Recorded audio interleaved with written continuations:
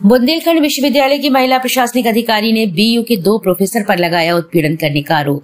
झांसी का बुंदेलखंड विश्वविद्यालय आए दिन किसी न किसी मामले को लेकर चर्चा में बना रहता है।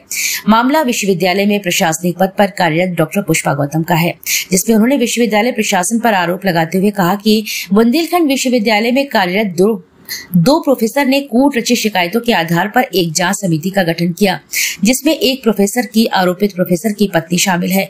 डॉक्टर पुष्पा ने तमाम प्रार्थना पत्र दिए, जिसके बाद सितंबर 2022 में प्रशासनिक अधिकारी के पद पर उनका प्रमोशन हुआ। डॉक्टर पुष्पा गौतम ने बताया कि उन्होंने एक व्हाट्सएप ऐप ग्रुप पर पोस्ट लिखी। उन्होंने लिखा कि प्रशासनिक भवन में एक वर्ष में 70 से 75 लाख रुपए के वाटर कूलर खरीदने पर खर्च होता है। इसके बावजूद पीने के लिए पानी नसीब नहीं होता। उन्होंने सफाई व्यवस्था को लेकर भी आरोप लगाए। महिला बाथरूम कई दिनों तक साफ नहीं होते। वॉशरूम की नालियों में कचरा भरा रहता है, जिसके चलते नालियां जाम रहती हैं।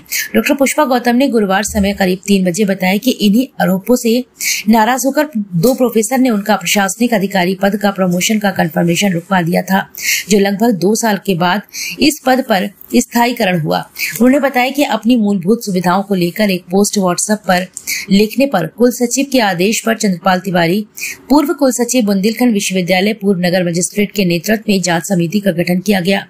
इस जांच समिति की बैठक कभी 1 साल में तो कभी 6 महीने में होती है।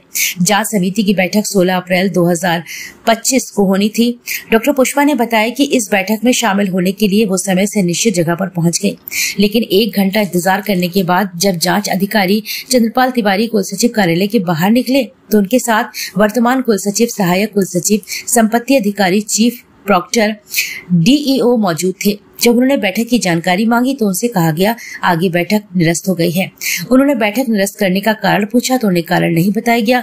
बुंदेलखंड विश्वविद्यालय के प्रशासनिक अधिकारी डॉक्टर पुष्पा गौतम ने बुंदेलखंड विश्वविद्यालय पर 2 प्रोफेसर पर उत्पीड़न करने का आरोप लगाया है।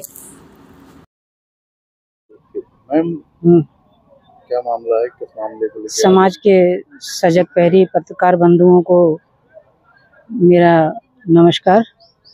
सभी मीडिया चैनल्स और सभी प्रिंट मीडिया के लोगों ने मेरे विरुद्ध जो उत्पीड़न की कार्रवाई विश्वविद्यालय एक तरफा कर रहा था, मेरी मदद की। माननीय मुख्यमंत्री तक मेरा वीडियो पहुंचाया तो मेरा कंफर्मेशन हो पाया। अब वर्तमान समय में यहाँ पर प्रोफेसर डीके भट्ट हैं, प्रोफेसर मुन्ना तिवारी हैं, डॉक्टर श्वेता पांडे हैं। इनके विरुद्ध मैंने शिकायतें दी थी, विश्वविद्यालय ने कोई एक्शन नहीं लिया। और हमारे विश्वविद्यालय में पीने का शुद्ध पानी नहीं मिलता है। गर्मियों में पानी कैंपर से खरीदा जाता था और साफ सफाई भी महिला बाथरूम की नहीं रहती। एक दिन मैंने व्हाट्सएप ग्रुप में लिख दिया कि 75 लाख के वाटर कूलर खरीदे जाते हैं, इसके बाद भी पानी नहीं है। तो मेरे खिलाफ एक जांच चल रही है, जिसमें ये जांच में मैंने आपको अभिलेख दिए हैं।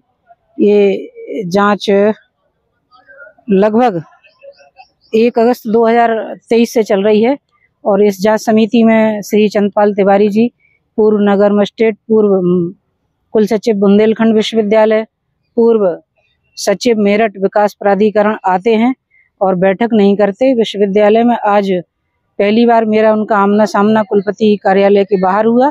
जब वो कुल सचिव कार्यालय से निकल रहे थे, मैंने उनसे प्रश्न किया कि आप जांच पूरी करिए, क्योंकि मेरी अगली पदोन्नति सहायक कुल सचिव के पद पर होनी है। तो उन्होंने कहा जांच कमेटी की बैठक निरस्त हो गई। मैंने निवेदन किया कि अगर निरस्त हो गई बैठक तो सूचना दीजिए या फिर आप जांच को समाप्त करिए, क्योंकि मुझे तनाव हो रहा है। मैं अविवाहित हूँ, मेरे परिवार में कोई नहीं है। तनाव के कारण मेरे साथ कोई घटना दुर्घटना हो सकती है। तो उन्होंने कहा ठीक है, हम सूचना देते हैं। लेकिन मैंने 5 बजे तक कार्यालय में इंतजार किया और बैठक क्यों निरस्त हुई आज भी मुझे नहीं बताया गया। और विश्वविद्यालय बार बार लिखता है कि मेरी जांच चल रही। यही जिला प्रशासन को कहते हैं, यही उत्तर प्रदेश सरकार को बात कहते हैं हमारे विश्वविद्यालय के अधिकारी, जिससे कि मेरा भविष्य अंधकार में हो रहा है, मेरी पदोन्नति प्रभावित हो रही है। मैं आप सब लोगों के माध्यम से माननीय मुख्यमंत्री जी को पुनः अपील कर रही हूँ कि मैं एक मजदूर की बेटी हूँ। मेरी माँ ने मजदूरी करके, जो बीड़ी श्रमिक होते हैं वो उसका काम करती थी, मुझे बड़ी मुसीबतों से पढ़ाया। मैं अपनी मेहनत से अधिकारी के पद तक पहुंची हूं, पर मेरे साथ यहाँ जातिगत आधार पर अमानवीय व्यवहार होता है और मेरी पदोन्नति लगातार रोकी जाती है। इसका विवरण मैंने अपने अभिलेख अनुसार आपको दे दिया है। आप सभी को धन्यवाद।